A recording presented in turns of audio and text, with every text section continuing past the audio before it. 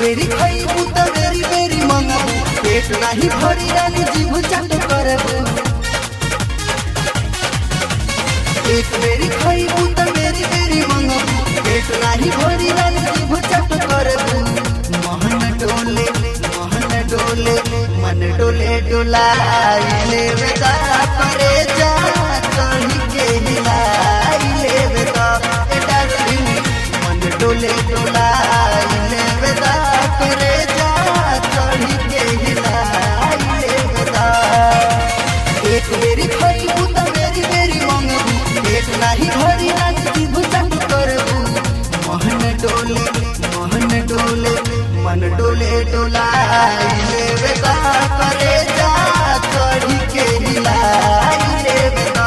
ए darling मन डोले डोलाई ले बेटा करे जा चढ़ी के हिलाई ले बेटा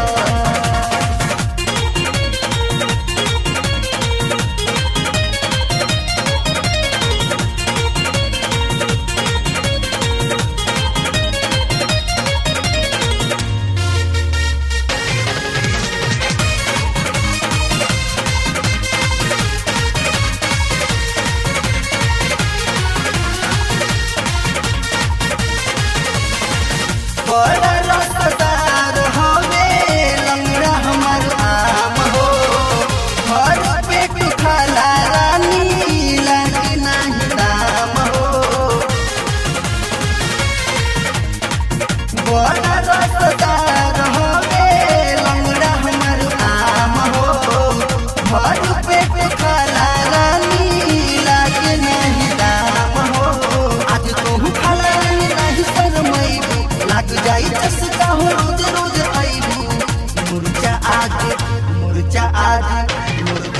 छोड़ाई लेवे ता करे जा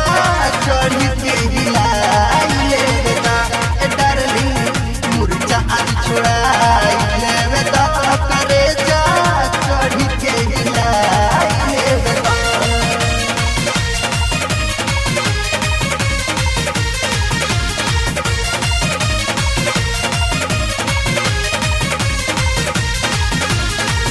कितना लोग खाके हमार करता बड़ाई चलता में सीजन गोरी फेरू ना भेटाई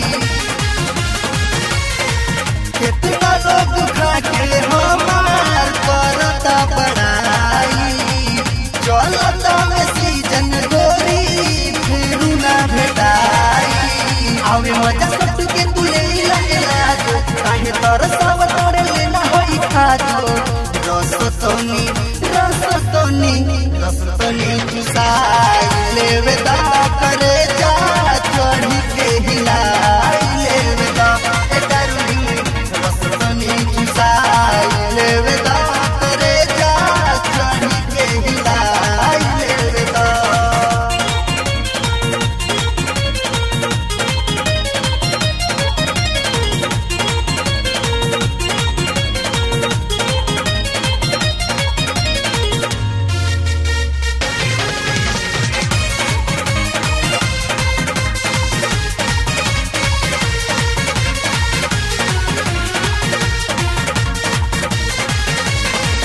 लाल सान के अंदर के हो बतिया गोरी मानला फर्ज नहीं करी रानी बढ़िया से जानला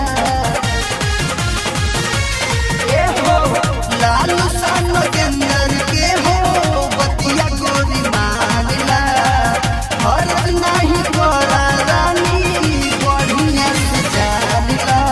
पहले आलम जब लग जाई हवा